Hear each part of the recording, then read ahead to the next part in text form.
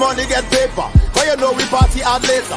Mr. Flex and Papa got the old city lock with the girls in each and every area. Sipping NLC with no chaser. Good morning, good afternoon, good evening, and good night, depending on where in the world you are joining me from.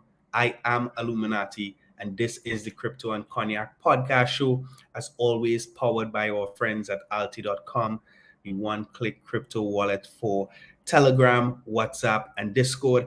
And as always, fueled by my friends at Hennessy TT. We are back in the lab, so we have the VSOP with us, and we have a returning friend this evening for you guys. We have Kim. Kim was one of our favorites from season 1, and we're gonna be catching up with Kim, finding out what she's been doing since we last spoke and how this crazy crypto world has been treating her. So, Kimberly, what's up? Hey guys, what's up? It's nice to be back. Feels like what, a year or two ago, but it's only been a few months. So, I mean, in crypto terms, that is like 5 years. Yeah, I definitely grew some gray hairs. You can't see it on camera, but I definitely grew some.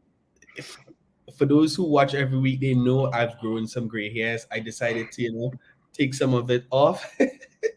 Looking good though. You're looking good. I'm trying to think. I'm gonna step into my birthday is coming up in a couple days, I should say. A few days, less than 2 weeks.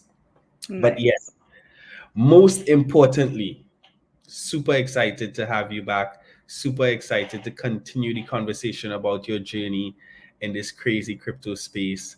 But for those who may have missed your initial conversation, just give them a little bit of background into who Kimberly is, a little bit about your journey in the crypto space, how long you've kind of been involved, and what you're doing right now.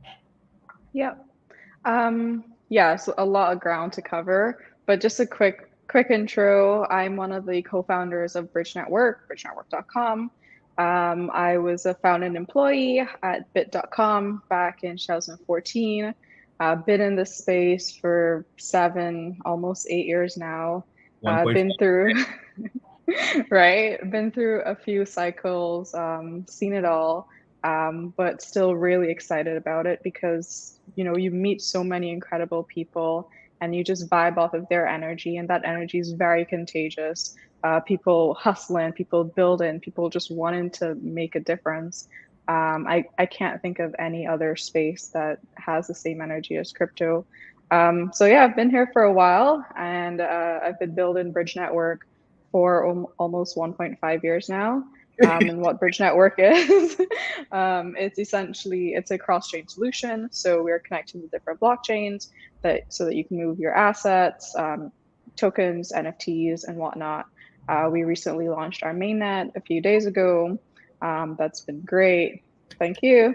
And now I just came off a product team and we're just going to a whole other level.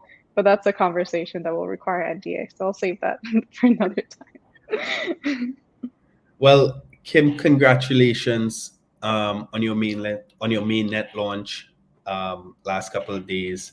I mean, we've had the pleasure of kind of watching the growth of this idea that was Bridge Network, seeing you guys. I mean, the last time we had a conversation on the podcast, you were in Dubai, you were going through the initial funding round, and you had a very successful funding round. Congratulations.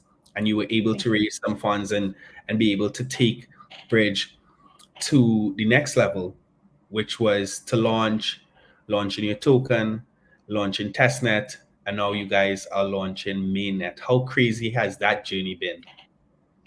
Oh my gosh, it's been like, when they say everyone gets delayed, I kept telling myself, I'm like, no, we're a different team. We'll push it out on time. And we were supposed to launch mainnet like 2 months ago. It's just like, this place is just so crazy. Everything is just happening so fast. And what I've come to realize is that you can't rush it. Even with our private round, I'll tell you something. I don't know if I mentioned it last time.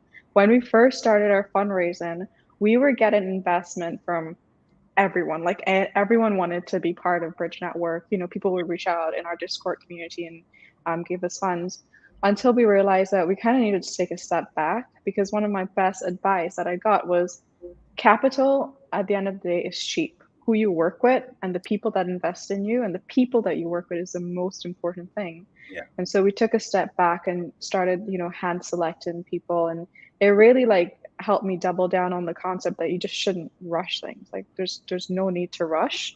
You might piss off a few people by not launching on time, but you know, for the pure longevity of your project and whatnot, like you have to take things slow. And we have been moving swiftly but cautiously. Especially, it's funny, the day we were supposed to launch mainnet, a bridge got hacked, and it was just funny. That was crazy. On the Harmony One network. Yeah, it was, I believe, and the thing is, like, the thing is with bridges being hacked is a lot of it is just human error. A lot of it is like not following basic security measures.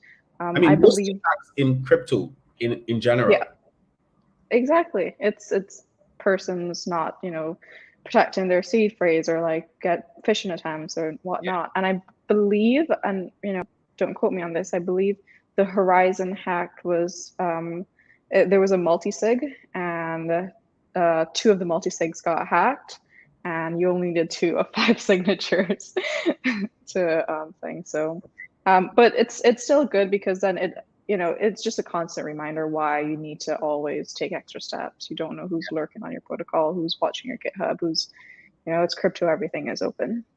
Yeah, and I mean, I think it's interesting to me to see projects and project teams, especially multi-sigs, not have completely separate devices and stuff for the project as compared to their personal stuff, because it seems like, you know, a lot of these phishing attempts and these links are being clicked through more personal channels. They're being attacked, and not so much corporate channels.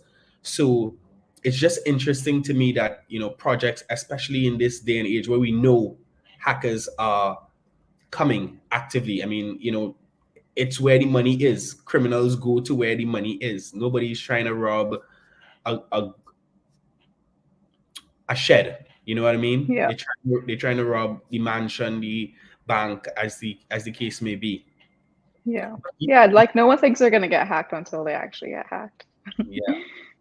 But one of the things that you just said that really kind of triggered in my mind was that, you know, the whole idea of taking your time with it, the whole idea of being patient, the whole idea of being very selective in who you work with and not just chasing the money. Let me ask you a question. So you've been in this space for a long, long time. You've been working in this space since 2014, which is, you know, 1,000 years in real world time.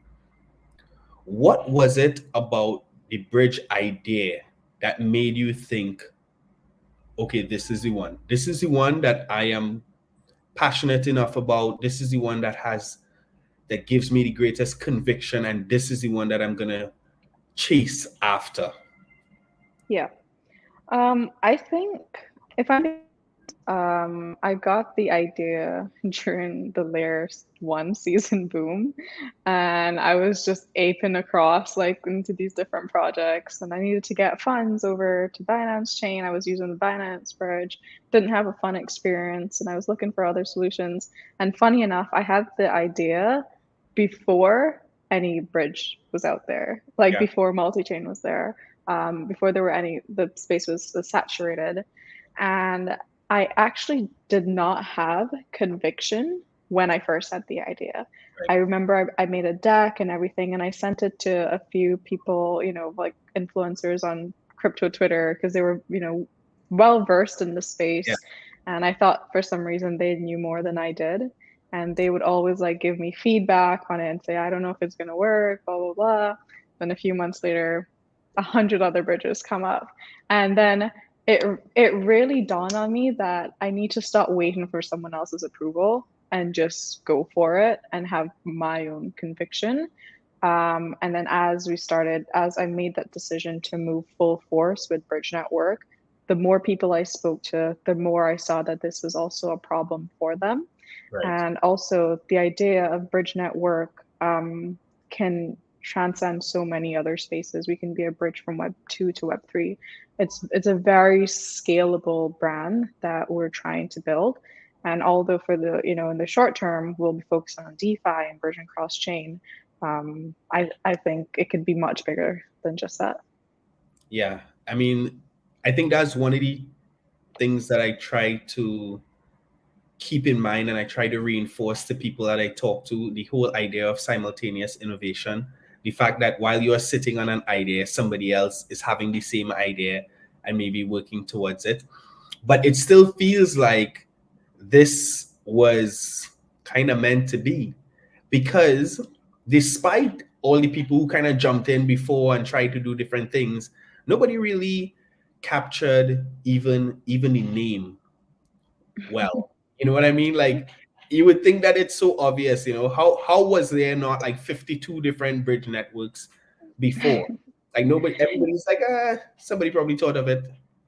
You know why? It's because people don't like the word bridge. People don't like the word bridging. They're scared of it because of, all the hacks and whatnot. But at the same time, people are saying, oh, bridges are dead, bridges are this, but they're still building bridges. People are still using these bridges because you need them. Yeah, because until we have full interoperability, and I think even when we get to mass adoption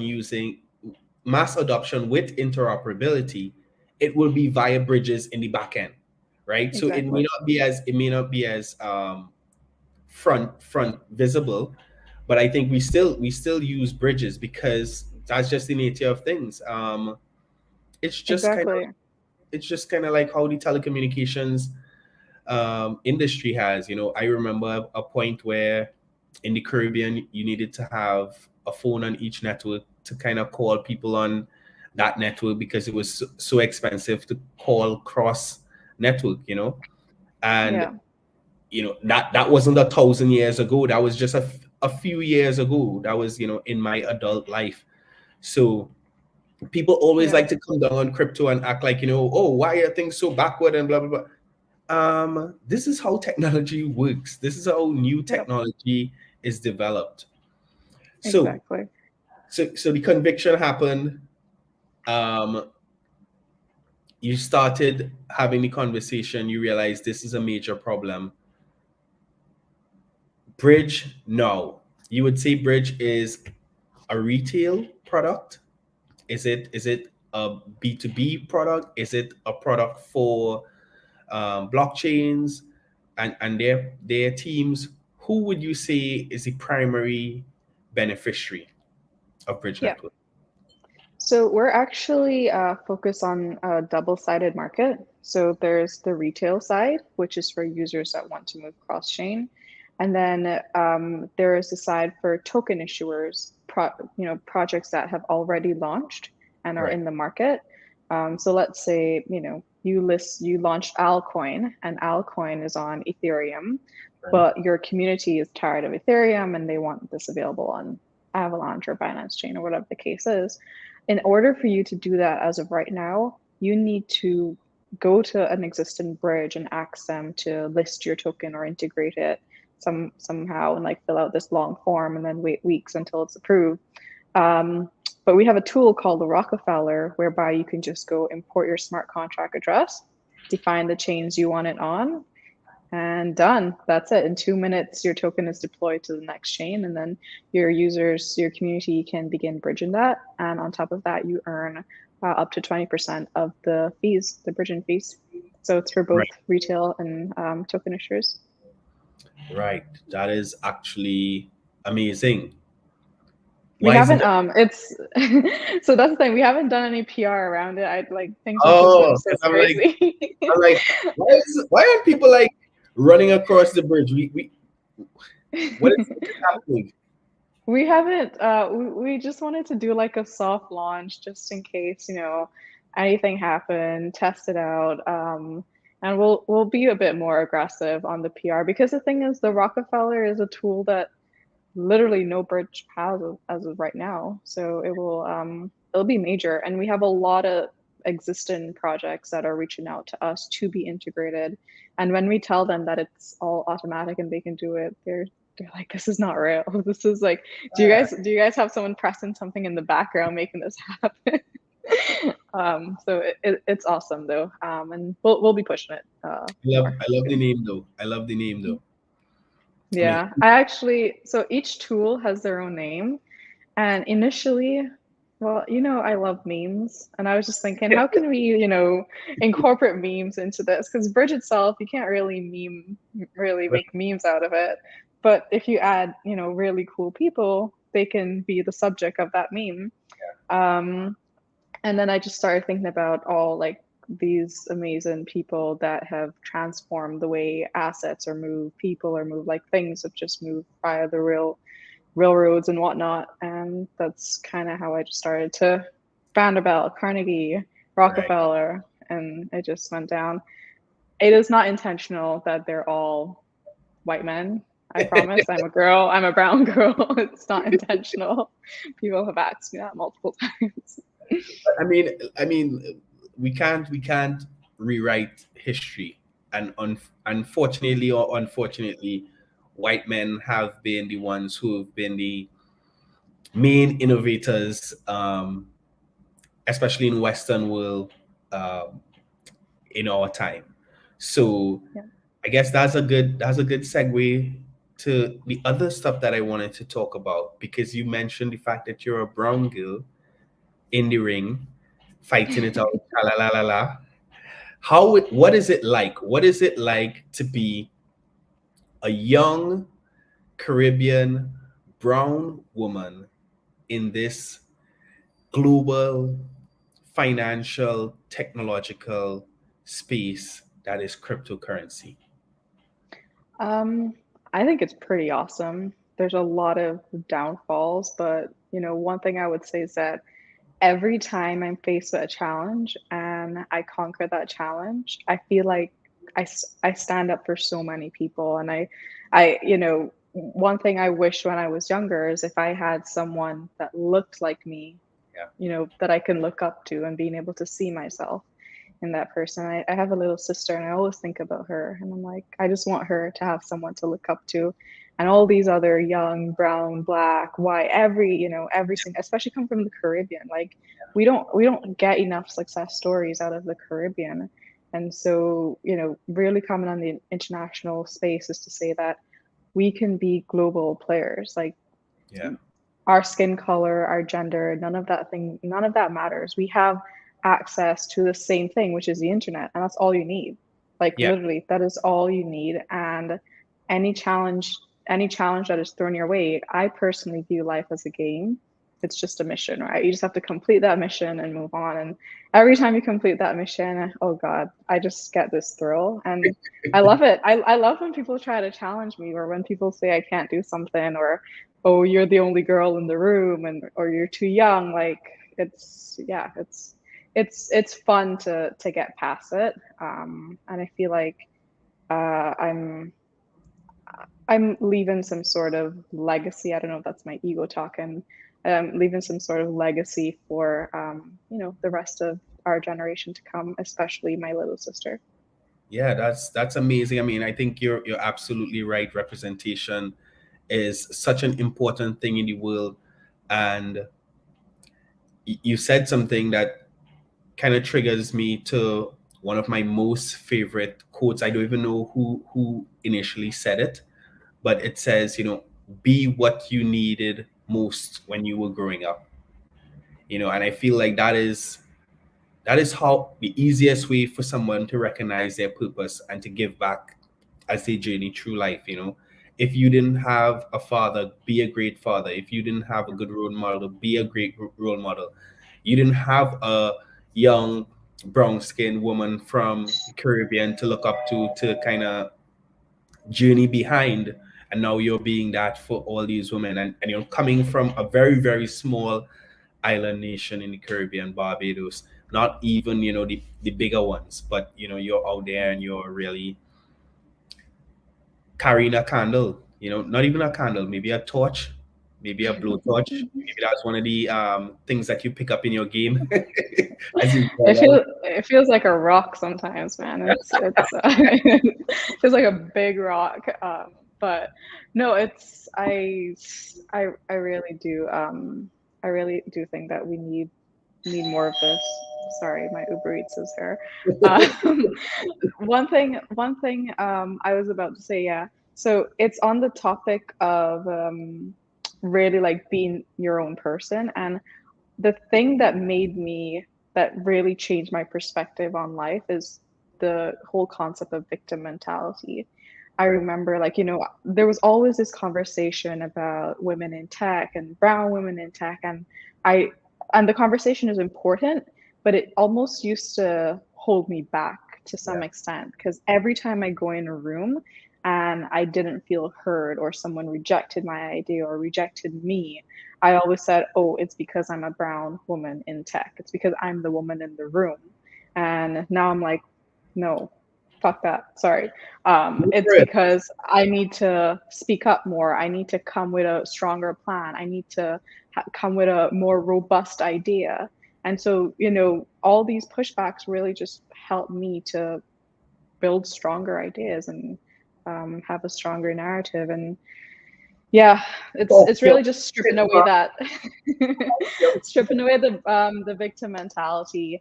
And I'm pretty sure I mentioned this on the last podcast, but my favorite book was called Extreme Ownership by Joko Willings. It just teaches you how to take complete responsibility for your life. It doesn't matter where you were born, what color you are. It may be harder, sure, but are you, being poor is hard also. Like being rich is hard, but being poor is even harder. So it just depends on how, where do you see your life, and just taking full responsibility for it. So always recommend that book. Yeah, I mean, I'll definitely check out that book. I think I learned that pretty late in my life about, just taking personal responsibility for your situation and the conditions that you find yourself in. And it's because, and it's like, if someone else is doing it to you, you kind of need to wait for them to let you up, or release you so that you can have success. But if you take ownership of that situation, then you have control. Then you can be the one who pick yourself up. You could be the one who pushes forward. And it all, like you said, it releases you in a way to really go get it done. Yeah. One of the things that you go ahead. No, and I was going to say, it just trickles down to literally every single aspect of your life, even in like leadership. We have the team, I manage that team, and, sometimes I get frustrated, but at the same time, I always like have it in me that there are no bad teams, there are just bad leaders. And Yeah. so if something's not going well with my team, it's because I'm not communicating clearly. I'm not given, the right instructions, or whatever the case is. So it really applies to everything. Yeah, and I think your analogy of a video game is so great as well, because we go through life and we expect that things should get easier. As we work hard and as we do well and as we pass one level, and we celebrate that win, we expect it to get easier. But that's not how video games work. Like, you're going up to a higher level, it's only getting more and more challenging. Yes, celebrate your wins, celebrate the level up, but understand that leveling up means it comes with greater challenges. You might have more tools that you would have collected along the way, but it's still a new level and new challenges.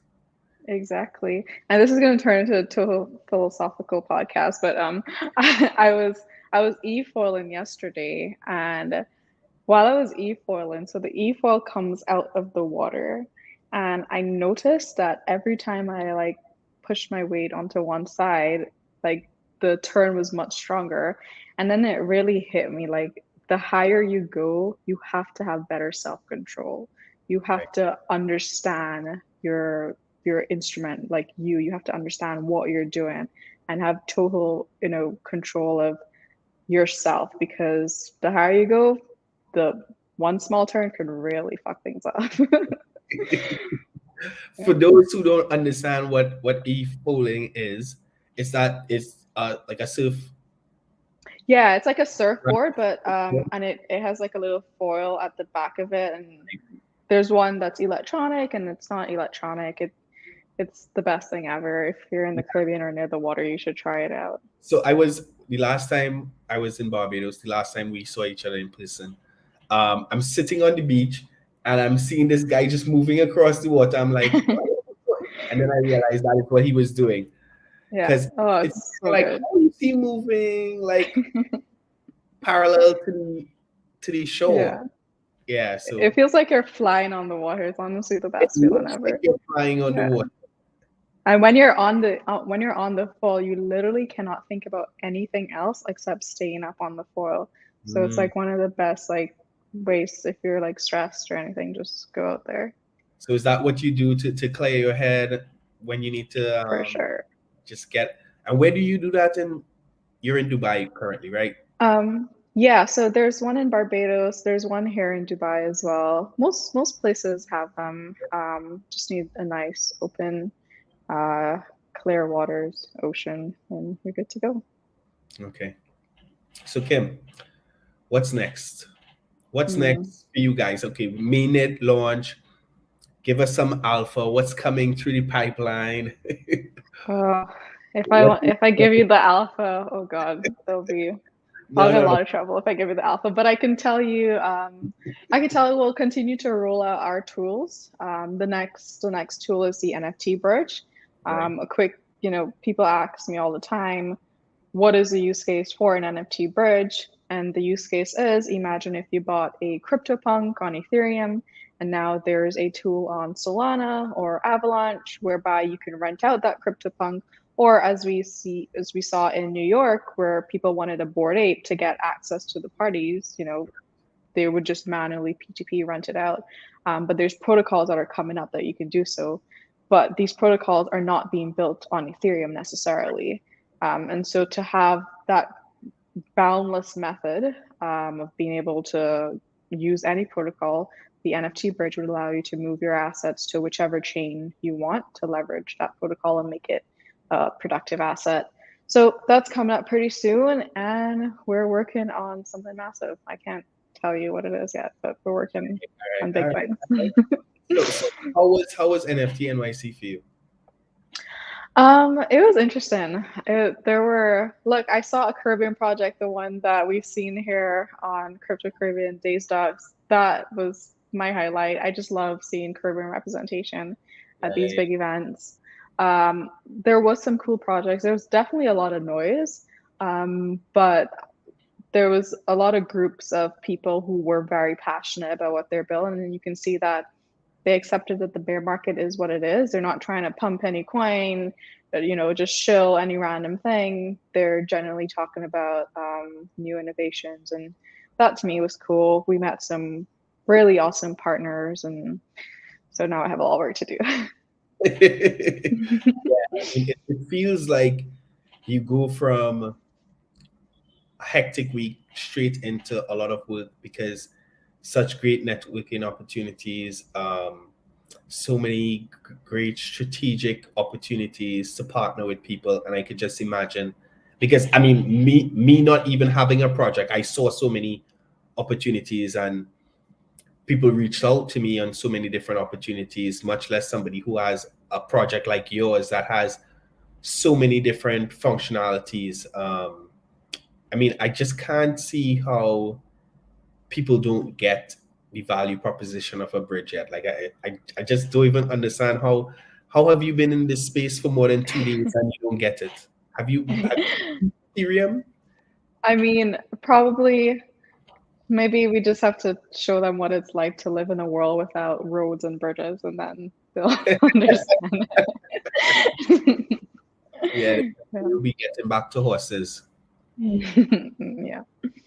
So tell me, was there anything or is there any other project maybe that you're not at all involved in, you don't know the team at all, that you're looking out into the space and you're thinking, this is interesting. I'm excited to see what happens here. Well, it's definitely on the interoperability side of things. Right. I really like what persons like Nomad and Layer Zero they're doing in the cross-chain space. Right. I think, if those guys get it right, it will really, and even IBC, it will Right. really shake things up. But to me, that's like a 10-year plan, a 10, 20-year plan. That's a very long-term thing. And crypto's only been around just over 10 years, right? Right. But other than that, there's a lot of noise right now. I'm still yet to find, we might be building it. I can't say much on that, but I'm still yet to find a really good crypto DeFi project that is that's in also the real world, have real world use cases. I do like the NFT token gate stuff. I think that's really cool, whereby you just have your NFT and you can just go to events. And I met some persons that are doing it. I like what the guys at Alti obviously are doing. They're bringing crypto straight to your WhatsApp, probably the most used app on all of our cell phones right now. Right. So really just like before, I was very much focused on being deep down in DeFi, and the bear market really made me realize that that stuff just is not sustainable. The yields aren't sustainable. Like people, they're just not sustainable. So you have to build real world products. Very few of them are coming out right now. Well, a lot of projects are shifting from just being into DeFi to more being in, real, like how can this impact like millions, instead of just people that understand how to use MetaMask. Like Robinhood, for example, they're creating a whole new Web3 wallet infrastructure. That's going to be interesting. Curious to see how that one plays out. I mean, I see Sam has his eye on them quite. Well, Sam has his eye on a lot of people. Even on us, apparently. If you can't build it and you don't have, buy it. I mean, buy it. Yeah, why not? Why try to recreate the wheel when you have somebody who's doing a great job of it already? So yeah, I mean, agree. Power to him.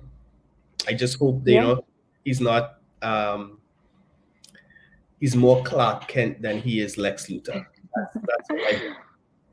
Only time will tell. I mean, at the end of the day, like we only see the public stuff. We only see what they put out in the media. There's so much happening in the background. You can't really take the media's word for it. And Sam has built a great company, like their team in Bahamas, amazing people, hardworking. The energy there is just next level. And so, if that can transcend to these other companies, why not? Yeah. So let me, on the back of that, let me ask you, where do you find is the most exciting place to crypto? Like you've been in the Caribbean, you've been in New York, you've been out west in LA, you've been in Dubai. Where do you feel like the energy of the people building is like just most infectious? Honestly, I'm not gonna lie, it's online. Like it's on. There's like every city like has its ups and downs. Like in Dubai, the community is great here. Like there's a lot of new persons coming into the space. But if I'm being honest, like there's just, it still needs to mature a bit more. Right. And in New York, we saw a lot of projects build in real world use cases. And the people that are building, some of them have no experience in Web3. So that was interesting. in Miami, you see a bunch of degenerates. Like every city has its own thing. But like online is where I have found like the coolest people out there, and they bounce around to all these different events. But I do really enjoy Dubai, not just because of the crypto community, but just everyone is so nice. There's always something to do. Everyone wants to learn, and I guess because the space is relatively new here, they're all excited to learn, and they have a very they take an open-minded approach to everything. That's an interesting perspective, because I don't think that the Middle East, from a Western perspective, is seen as being open-minded. So it's interesting to hear a young brown woman Yeah. living it or moving around in Dubai and have that perspective. When you see value, it's hard to ignore it. And I think that's what this side of the world has realized. You can't ignore value. You can't ignore value in the crypto world, and you can't ignore the value that women bring to your country. So they're slowly realizing it. Slowly but surely. And you're on that side pushing them forward with it. Kim, before we go any further, I'm going to give you the opportunity now to jump in and just give a little tip. So we're going to jump into the Crypto Caribbean TV tip. Cool.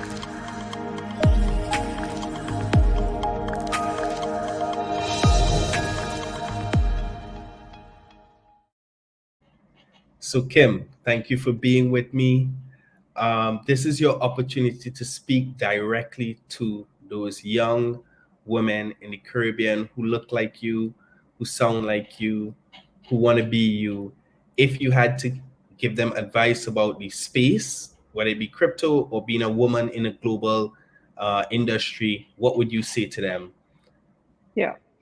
I would say, look, losers have the same goal that winners have, and that is to win. We all have the same goal. We all want to succeed, but the only ones that do are the ones that actually execute. And being able to execute is one of the most difficult things, but it's one of the most rewarding things. So removing that victim mentality and just being brave has got me to where I am. There'll be a lot of tears for sure, but you just kind of have to do it and ask a lot of stupid questions. Like, even if you're redundant, even if you're asking the same things twice, at the end of the day, just focusing on your goal and blanking out the noise, just pure laser focus will get you to where you are, where you want to be. Thank you very much, Kimmy.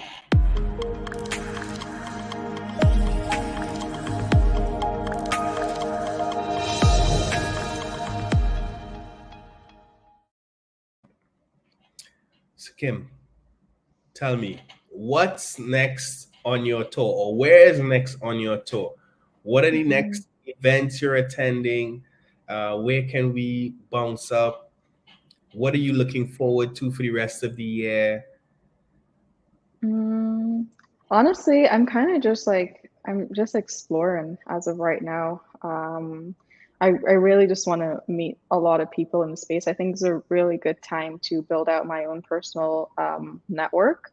Right. So I'm trying to go to all the different events. There's a lot of cool people here in Dubai as well that I'm networking with. There's an event, I believe, in Singapore called Token 2049. That is supposed to be a really good one. There's there's ETH Mexico happening.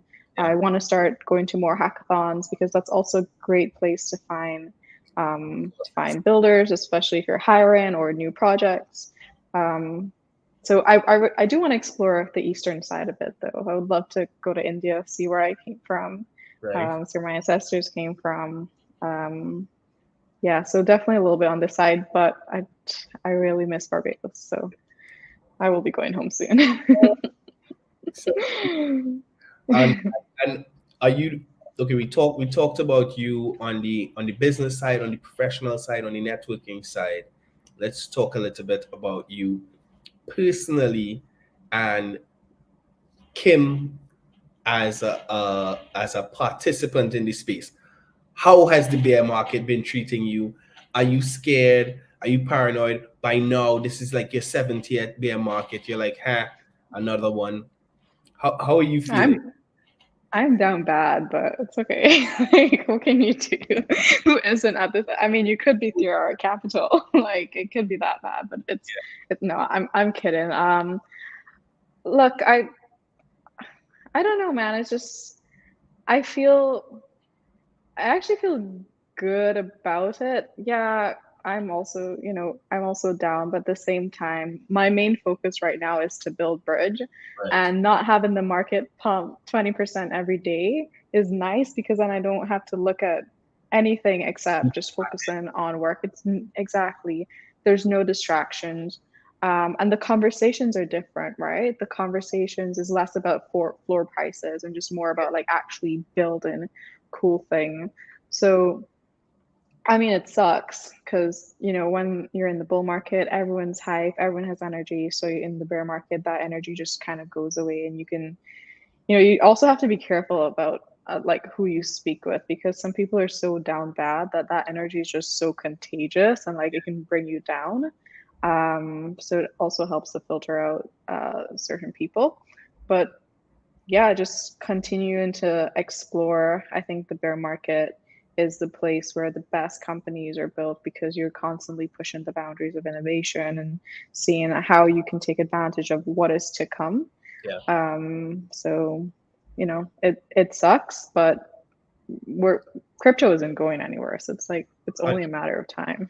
100%. I mean, for me, it's like being able to take your eyes off of price action all the time, even though like in some of the groups, it's still hard not to hear the chatter about, okay, we down another 10%, we down another 5%, or we up 2%, but it gets you to kind of start thinking, especially for me, all right, we're in a bear market, we're 21 months out from the next halving.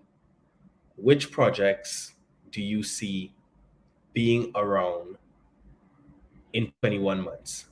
Not whose price is going to be where, Exactly. or who's going to 10x or 100x, but who do you see being building something sustainable enough that they're going to be around in 21 months?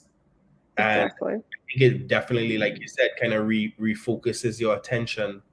um and yeah, I mean, it's why I've been, I want to say here, this is not a paid segment. This episode is not sponsored by Bridge Network.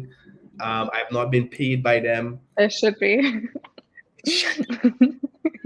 um, but yeah, I mean, Bridge is definitely a project that I've been looking at and accumulating. So I do hold Bridge tokens. Disclaimer.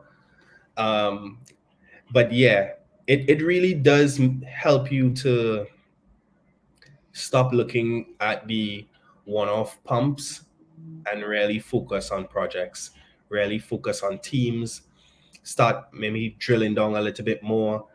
As I've mentioned here before, a lot of my success in the crypto space has been from getting into projects early, pre-sales, seed rounds, um, and waiting for those opportunities to materialize. And I feel like, well, I know because some of my projects are down even less than they cost at seed. Um, it feels Oh, like this is the best opportunity to evaluate projects and have a second opportunity at seed round pricing, um, and deploy exactly. some capital into the really good ones. So Genevieve from Grit Capital, they're one of our investors. She made a post, I think it was yesterday, that was really good. She said, when you see a sale happen at a store, you don't go and be like, oh, I'm not going to buy that. Obviously, if there's like 90% discounts, who isn't going? It's like you have to think about the market the same way. It's just like the thing is like you're taking conviction from other people, right? And it's just like having your own conviction is such an important thing. And in terms of choosing projects, the bear market has really like made me realize that APYs are all cool, but at the end of the day, it just comes down to protocol fees. You have to treat your Web3 company as you would a Web2. How do you generate revenue? Because revenue is what sustains a company. And so, really evaluating companies and projects whose main focus is to build a sustainable platform, a sustainable business is important. And that's how I've been valuing any companies that I invest in during this market. Yeah, for sure. So Kim, is there anything else? Is there anything else you want to say to us, share with us until next time? Because we're gonna have to back. We're gonna have to have you back again because we have to watch the journey of this amazing project. I mean, I feel like we're part of it. I mean, I feel towards Bridge and you very similar to how I felt and I continue to feel about Days Ducks, like being able to watch them from such an early stage, see the conviction of their founders. And I think that's something that is so important. Like if I see a project where the founder is like, yeah, we're gonna do some stuff, but we're gonna see how it goes. This is crypto. I don't want to hear anything after that. See people who really believe in what that in the fact that what they're bringing to the market has value. Yeah, those are the people I want to support 100%. Yeah. Especially we're very honestly, like I said it to you guys when you were in Barbados for the Alti event. I looked in that room and like more than 90% of the people in that room were our investors, were supporters, and just goes to show how much support we get from the Caribbean community, which I love. So I'm really grateful that you asked me to come on here. But look, guys, like Bridge Network is not stopping here. We want to put the Caribbean on the map because at the end of the day, like we're the one that's going to innovate, not because we want to, but because we have to, right? We need better infrastructure, better payments infrastructure, better infrastructure that connects us to the globe. We need better bridges between the Caribbean and the world. And so that's what we'll be building. Be what you needed most. Exactly. I love it. Kim, thank you very much for spending some time with me. I'm going to have a conversation with Kim offline and see if I could squeeze some Bridge tokens out of her for you guys. Yes, you can. I'll answer it right now. You can definitely squeeze some Bridge tokens out of it. Thank you so much for being with me. I look forward to seeing you again soon. Guys, another great conversation. Love having Kim as always. And as I say, guys, adoption is inevitable. Alluminati out.